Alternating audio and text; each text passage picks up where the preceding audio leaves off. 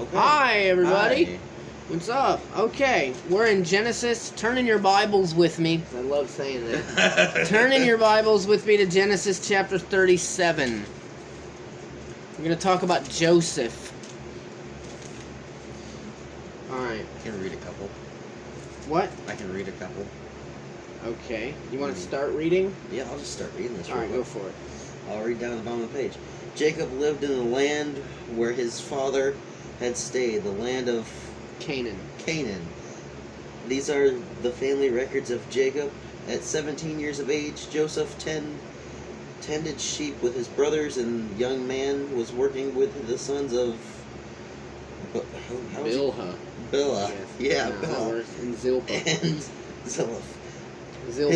Zilpah. His father's wives. He brought a bad report about them to their father. Now Israel, it's just another name for Jacob. Oh, okay. It's the name that God gave Jacob. Okay. That's where you get the nation of Israel. Okay. It comes from his name. Loved Joseph more than his other sons because Joseph was a son born to him in his old age. And he made a robe of many colors for him. When his brothers saw that their father loved him more than all his brothers, hated him and could not bring themselves to speak peaceably to him. Then Joseph had a dream. When he told to his brothers, they hated him even more. He said to them, "Listen to this dream I had. There we were binding sheaves of grain in the field. Suddenly my sheaf stood up, and your sheaves gathered around it and bowed down to my sheaf." What was a sheaf, dude? Okay, you know how when you go out into the field to gather grain, and you take huge bundles of it and you tie them up? That's a sheaf. Okay, yeah, that's a sheaf. Are you really going to reign over us? His brothers asked him. Are you really going to rule us? So they hated him even more because of his dream and what he had said. And then he had another dream and told it to his brothers. "Look," he said, "I had another dream, and this time the sun, moon, 11 stars were bowing down to me." He told his father and his brothers, and his father rebuked him. "What kind of dream is that you have had?" he said. "Am I and your mother and your brothers really going to come and bow down to the ground before you?" His brothers were jealous of him, but his father kept the matter in mind. Okay, so let's stop there. Let's talk about this for a minute, because this is just a packed section. Okay, so basically, a little bit of backstory, because context is everything when studying the Bible. Absolutely. It's typical hermeneutics. If you want to read the Bible and understand it correctly, you have to understand it in the context of everything else that is in this Bible around it. Yes. So basically, a little bit of context. Jacob is Abraham's grandson. Okay. So you've got Abraham, who was just a man like anybody else, living in the land of Ur, and God called him and said, "I'm going to set you apart, and you'll be the father of nations." Okay. And so he basically called Abraham out of the life that he was living, and he basically went off to be a nomad with his cattle and his herds and his, all of the people in his family and the people that cared for his flocks and stuff like that. And they all basically, traveled around like nomads, caravanning. You know the old scenes from movies where you've got your people on camels and the people bringing up the herds of sheep in the background. You've got all this going on, and they're just kind of nomading, traveling around the land, which is the land of Canaan, which is eventually the land that God would bring his people out of Egypt to go wipe out the people living in the land and inherit. It's the promised land. That's where we're at right now, but long before it will ever be the promised land of the people of Israel. And meanwhile, it's one guy and his family, Abraham. So basically, Abraham walks with God through his life, and God teaches him about life and how to walk with God and stuff like that. Teaches him how to be a man of integrity, and so he ends up having the son Isaac. Isaac grows up, and God reaches out and has a relationship with Isaac. And so Isaac goes through all the same stuff that Abraham goes through, walking with God, learning to be godly. He gets a wife named Rebecca, and they have a son that they named Jacob. So that's who Jacob is. Jacob is Isaac and Rebecca's son. And so so as with Abraham and Isaac, Jacob goes through life learning to walk with God and overcome bad character traits, stuff like that. Basically, Jacob was born grabbing at his son's heel, at his brother's heel, because Jacob was a twin, born his twin brother Esau.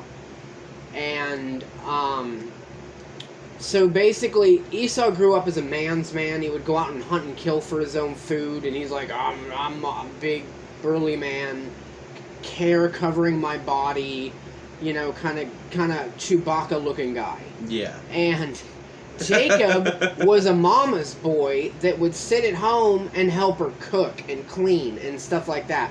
So Jacob was a mama's boy, but for whatever reason, God chose Jacob. He's like, Jacob is the chosen, he's the one I'm going to work through. Yes.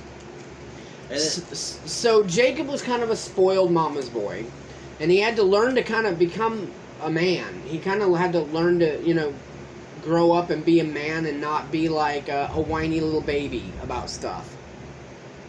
And so, so God led him through some adventures and stuff like that. God comes to Jacob and wrestles with him. And so Jacob wrestles with God. And God, kind of punches him in the hip to take him down. And Jacob walks for the rest of his life with a limp. And in which case, God renames Jacob, I will call you Israel because you wrestled with God. So now Jacob's name is Israel, like the nation of Israel. That's where they get the name. And so that brings us to this point. Jacob ends up working for this guy because he thinks his daughter's hot and wants to marry her. Wow.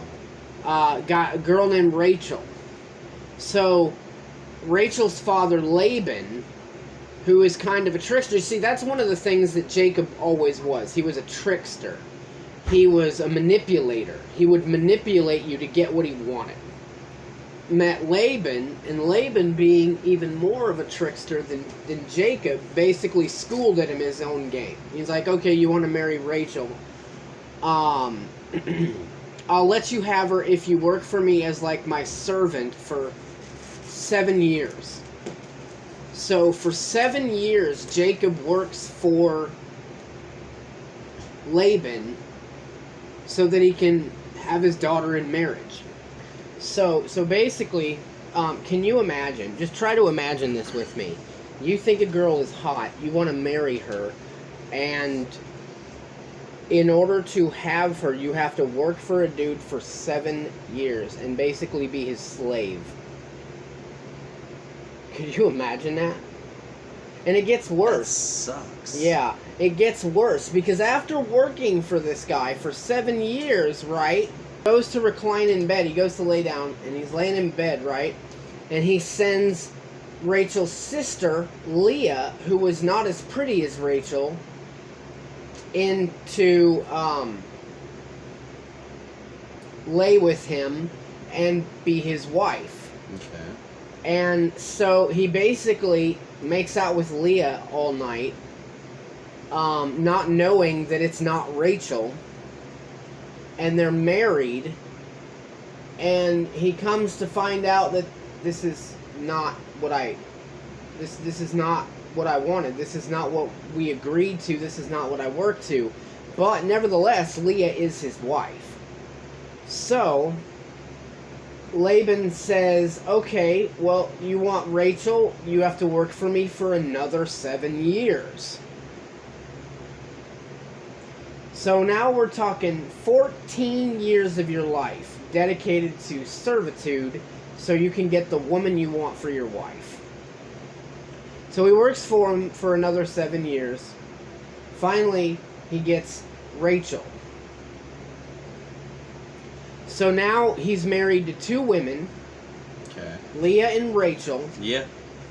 And Leah, who was not as pretty, was known to have borne him many sons. Yeah. Rachel, I think, bore him 2 kids. I'm not sure how, like, there were at least 13 kids. It's where you get the 12 tribes of Judah, the 12 tribes of Israel, all stem from these 12 individuals, plus Joseph, which Joseph was never given an allotment of land in Israel, but his grandson, or his son Manasseh was. So, anyway, that's weird. But anyway, so Jacob, Leah, and Rachel have all these kids, and that's what brings us to where we are right now. Yeah. That's why there's all these kids, you know, Reuben, Levi, Simeon,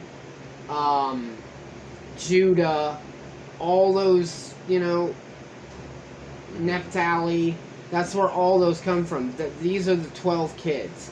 And then Joseph is the youngest born. He's the baby of the family, and he was Jacob's favorite. He was loved more than anyone. So okay, so he's the favorite. So now through this passage, he's basically going around, kind of prideful and arrogant. I'm the favorite. I'm the favorite. Y'all can suck it because I'm the favorite. Yeah. Dad gave me this wonderful coat of many colors, and he kept having these dreams, and so he's rubbing his brother's face in it. That's why they hate him, is because he's an arrogant little punk that thinks he's better than they are because Daddy loves him more. So that's basically what's going on. Yeah. Like, he's kind of this prideful, arrogant, punk, bratty kid that thinks that he's better than all of his brothers because Daddy loves him more and showers him with gifts and attention and affection. Absolutely. And his brothers are kind of getting tired of it, which leads us to the next part of the story.